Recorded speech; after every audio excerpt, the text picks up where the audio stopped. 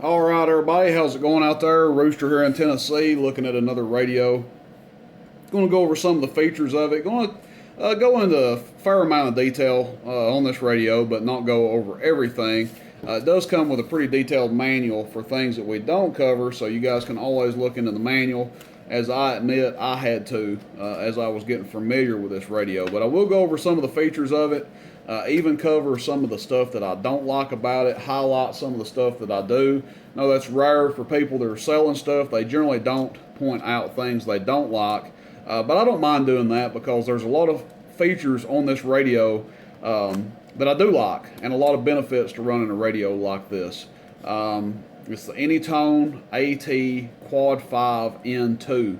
That's a mouthful. A lot of people just call them AT5555Ns. It's different, obviously, than the traditional Quad 5 that is one of my favorite radios. Generally sell them about as quick as I get them in. I think I've got one left right now. I don't have this one on the website yet, but they will be listed on the website soon. I got a couple of these in. Again, this is the AT5555N II.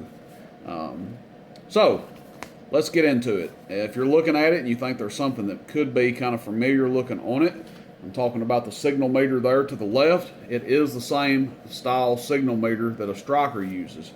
Also, if we're looking at the top of it here, see those vents in the back cover? Same type of covers as a 955. And it's not coincidence, these things are actually internally the same as the 955 V2, with the biggest differences of them being one is menu driven and one is not. A 955 is more the traditional radio, knob and button type radio, more knobs than buttons, and this one is more buttons than knobs, being a menu driven radio. There's some features that this radio has, I believe, that a 955 does not have. And I don't know that there's anything that a 955 does that this one doesn't, outside of the face changing colors and things of that nature. Obviously different looking radios, but as far as performance and sound, you should have very, very, very similar sounding radios. So let's get into the controls of it, highlight some other things about it, and then at the end of the video, I will do a performance test, as I always do, sideband, AM, things of that nature. So the frequency button over here basically just alternates between showing just regular channels and the actual frequency. The band button is your selection for your set of channels, regular 40, above, below 40. For those that like to free band, things of that nature. RF gain right here, RF power back here. We'll just show you the how sensitive receive is. So you can see 7 to 8 S units there, just keying a radio up in the background, dummy load to dummy load. So very good receive on these, very quiet receive. I can turn this volume wide open and you guys aren't going to hear any static. But if I key up that radio, it'll knock your eardrums out. So there's your volume control, obviously. Now, another big difference between this 955 is the mic jack. This uses the, I guess you'd call it like an Ethernet plug style plug that goes in there, that clips in and fastens in, versus 955, which uses a 4-pin Striker Galaxy Uniden standard 4-pin microphone jack. Now, a lot of people aren't going to use that, aren't going to like that. That's one thing that I'm not really a big fan of.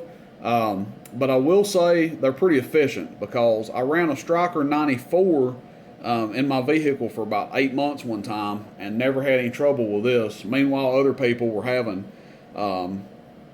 wires break loose in their mic and all kinds of stuff, you know, from wearing them out in a mobile. But these seem to be pretty efficient and pretty durable, so I'm not going to bash on them too bad. It's not necessarily my favorite thing, because changing mics isn't something that's just readily, you know, doable without having an adapter. But I do think, as far as durability goes, it's not a bad idea. Now, the mic that comes with them, this is it, the stock electric mic. We'll get into that some more here in a second. Benefit of it, you can change channels. Boom, boom, boom, boom, boom. Just click of a button, change channels. And it actually does talk pretty good. As you can see, me just talking into the mic normal, it modulates pretty good. Hello, check 1, 2, 3, audio. So they're not bad mics. They actually sound really good on these radios. So don't sleep on these mics as like a little cheap piece of crap. They're actually not bad microphones at all. Working down the line here, we've got the menu, which is the main component of this radio. Now, there's tons of stuff you can do in the menu. I'm just going to go through it and let you guys see. There's a lot of abbreviated controls, and I honestly would have to refer to the manual to know what some of them are. I'm just going to highlight a couple things in here and browse through the menu and show you guys how it works, because I'm not going to lie, there's some stuff in there that's abbreviated that I would probably have to look up in the manual to tell you what it is. And I'm still not 100% brushed up with this radio. So just to get into the menu, you hold it down for a couple of seconds, and then you can just click through here and it tells you what you're looking at over here.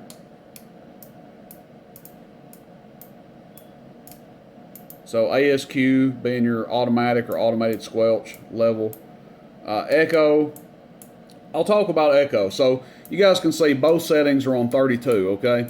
Well, I'll be honest with you. When I was first messing with this radio, I was getting pretty annoyed with the echo. I was getting kind of pissed off about it, because I'm like, well, what the heck? I've got both echoes turned wide open. My echo's not working. And I immediately thought, oh man, don't tell me that the echo doesn't work, because I've been getting in some Anytone Quad 6s with defective factory echo, and those are completely different radios. So I thought, man, what are the chances of both styles of these radios having echo issues? Well, I had to open the book of shame over here, also known as the operating instructions or user manual, and I had to refer into it to see what was going on, to see why I didn't have any echo. So oddly enough, to turn the echo on, or when it's on, first of all, it'll say echo up here on the screen when it's turned on. To turn the echo on, you come over here and you hold the band button. Now, why they picked the band button, I have no idea, but that is how you turn the echo on and off. Right there it says echo. You want to turn it back off? Boom. Turn it on. There you go. You guys hear it. Wide open. So that sounds ridiculous, but that's what the echo sounds like with the echo wide open. Okay, moving down the line here. Like I said, lots of other stuff you guys can do in the menu. Highly recommend reading the operating instructions, okay? I'm not above reading the manual. I thought I was, but I couldn't even turn the echo on and off without reading the manual. So I definitely recommend everybody to pick up the operating instructions and read them. Mode for your AM, sideband, FM, things of that nature. Dual watch, you can set, I believe this is, you set 2 different channels that you can pan back and forth real quick for channel monitoring. If you like sandbagging on some folks, you can switch back and forth. Or if you just got 2 favorite channels that you talk on. Maybe some of you guys talk on the bowl and talk on 28, or you talk on 38 lower sideband, or upper sideband, what have you, and then channel 28 AM. You can set that to where you can pan back and forth between the 2, I do believe. Your beep, just the function beep. If you touch buttons on the radio, they make a beep noise. You can turn that on and off. Noise blanker, high cut filter for receive. You guys are probably pretty familiar with that. Just takes a step above for cutting out the noise, white noise in your radio. Scan for scanning channels. Memory, I believe you can store 6 channels in this thing, I believe. And then your emergency and lock, I believe you can, yeah, so it goes to channel 9, 19, and then back to 24 when it's off. So you got 2 emergency channels. I think you can hit lock. Yep, you lock, and it locks you down on 1 channel. So pretty neat, pretty cool features there. Channel selector over here, obviously. Clarifier right here, squelch control right here. Turn the squelch too far down, the automated squelch comes in, and you can change the level of that in the settings. So we'll just bump it up where it's off. Let's see. I think that's about all to cover on the front. Like I said, I could go into the menu and we'd probably have another 10 minutes added just talking about the menu things. But I would just really recommend going into the operating instructions and checking that out. So now it's time to do the power test on it. We'll test it on AM and sideband. And I will do like, how do I want to do this? I'll go ahead and turn the RF power all the way down for the AM test. Sideband, we might as well turn it on up some. I'll turn it down and up for AM, show some different numbers with it. Go ahead and dismount the camera here. We're going to test with a 100 watt slug, 100 watt slug, element, whatever you want to call it. That's what we're going to test at in the bird. We'll test average and peak. We are at 14.6 for our operating voltage. So this is AM. We're looking at the bottom scale. And that's with RF power all the way down. So that's, what is that, about 2 watts? Hello? Swinging to about 7.5, 8 watts, average. So that's average power. Now PEP. Check, check, check, check, check. Audio, check. 1, 2, 1, 2. Audio, check. 1, 2. Audio. That's with the RF power all the way down. So now I'm going to turn the RF power all the way up. While we're on peak, we'll go ahead and check PEP. This is AM. AM power, PEP. Audio, check, check, check, check. Audio, check. 1, 2, 3. PEP. Audio, check. 1, 2, 3. PEP. Audio, check. 1, 2, 3. PEP. Audio. So 90 watts all the way up, PEP. And then average power. It's about an 18 watt dead key. Hello. Swinging almost 30 average on the audio. Hello. So it does have some forward swing on average and PEP. Obviously, if we back it down like halfway or something, it's probably going to do like 75 watts. Check, check, check, check, check, check, check, check, check, check, check, check, check. Nope, still about 90 halfway down. Let's go to 10 o'clock. Check, check, check, check, check. Audio, 1, 2, 3. Audio, check, 1, 2, 3. That backed it down to about 80 at about 10 o'clock on the RF power. Now that is on AM. We're just going to leave it on peak and turn it wide open for sideband. Go to the mode button here. Okay, we're on upper sideband. And this is PEP. Check, 1, 2, 3. PEP, audio, check, 1, 2, 3. On sideband, audio, check, 1, 2, 3. Sideband, sideband, sideband. 90 watts. You want to see what kind of current that we're drawing with it? Check, 1, 2, 3. Audio, over 10 amps. And that is on sideband. Now I'll turn it all the way down, the RF power that is, on sideband. Check, check, check, check, and you can see, golly, it barely does anything. Audio, big difference, big difference. Audio, 1, 2. Let's go halfway on sideband. Check, check, audio, check, check, audio, 40 watts. So the variable works on sideband. It actually turns it down a little bit more drastically, the way the radio's set up right now.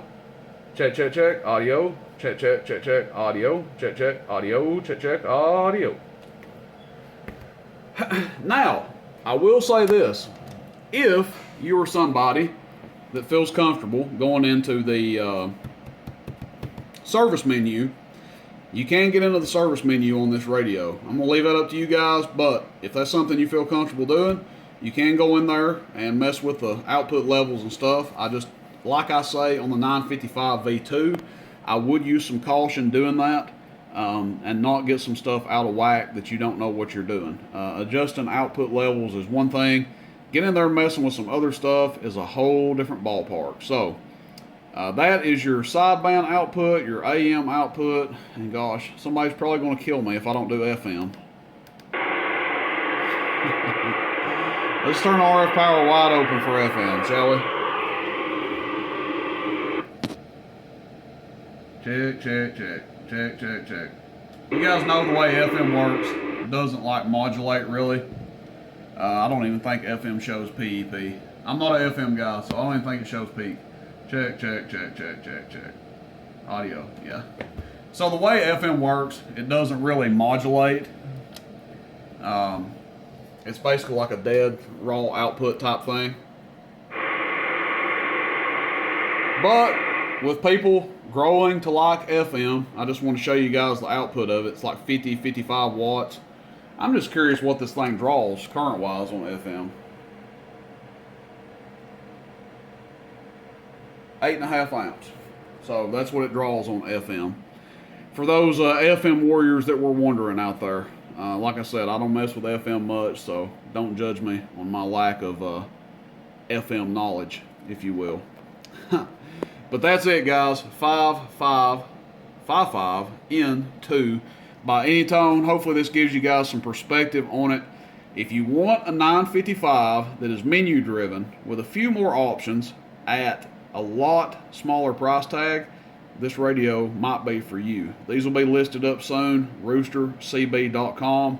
Let me know what you guys think about the video. Questions, comments, shoot me a text, 423-299-3535.